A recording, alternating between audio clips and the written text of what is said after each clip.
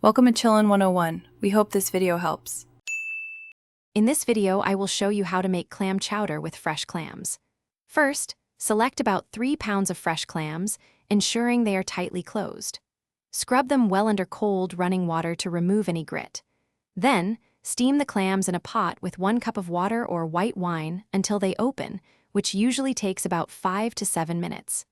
Discard any unopened clams and reserve the delicious clam broth. Next, let's build the flavorful base.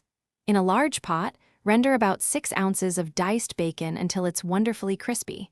Remove the bacon, leaving about 2 tablespoons of fat in the pot.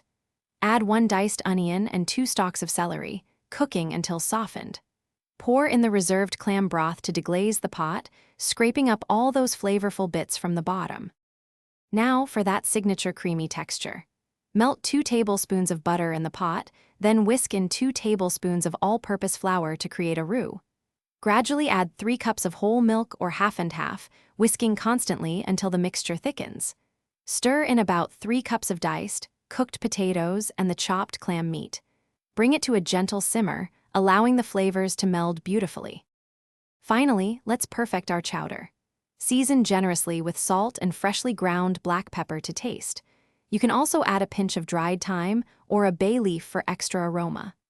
Let the chowder simmer gently for another 10 minutes, ensuring all the ingredients are heated through and the flavors are fully developed.